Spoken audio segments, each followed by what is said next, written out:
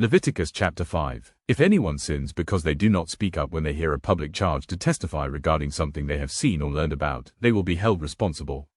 If anyone becomes aware that they are guilty, if they unwittingly touch anything ceremonially unclean, whether the carcass of an unclean animal, wild or domestic, or of any unclean creature that moves along the ground, and they are unaware that they have become unclean, but then they come to realize the guilt, or if they touch human uncleanness, anything that would make them unclean, even though they are unaware of it, but then they learn of it and realize the guilt, or if anyone thoughtlessly takes an oath to do anything, whether good or evil, in any matter one might carelessly swear about, even though they are unaware of it, but then they learn of it and realize the guilt, when anyone becomes aware that they are guilty in any of these matters, they must confess in what way they have sinned.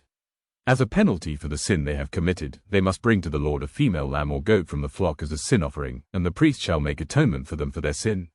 Anyone who cannot afford a lamb is to bring 2 doves or 2 young pigeons to the Lord as a penalty for their sin, one for a sin offering and the other for a burnt offering. They are to bring them to the priest, who shall first offer the one for the sin offering. He is to wring its head from its neck, not dividing it completely, and is to splash some of the blood of the sin offering against the side of the altar. The rest of the blood must be drained out at the base of the altar. It is a sin offering. The priest shall then offer the other as a burnt offering in the prescribed way and make atonement for them for the sin they have committed, and they will be forgiven. If, however, they cannot afford 2 doves or 2 young pigeons, they are to bring as an offering for their sin 1/10 of an ephah of the finest flour for a sin offering. They must not put olive oil or incense on it, because it is a sin offering.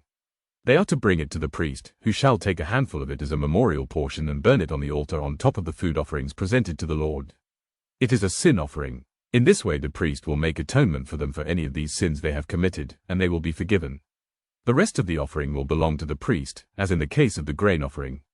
The Lord said to Moses, when anyone is unfaithful to the Lord by sinning unintentionally in regard to any of the Lord's holy things, they are to bring to the Lord as a penalty a ram from the flock, one without defect and of the proper value in silver, according to the sanctuary shekel. It is a guilt offering. They must make restitution for what they have failed to do in regard to the holy things, pay an additional penalty of 1/5 of its value and give it all to the priest. The priest will make atonement for them with the ram as a guilt offering, and they will be forgiven. If anyone sins and does what is forbidden in any of the Lord's commands, even though they do not know it, they are guilty and will be held responsible. They are to bring to the priest as a guilt offering a ram from the flock, one without defect and of the proper value. In this way the priest will make atonement for them for the wrong they have committed unintentionally, and they will be forgiven. It is a guilt offering. They have been guilty of wrongdoing against the Lord.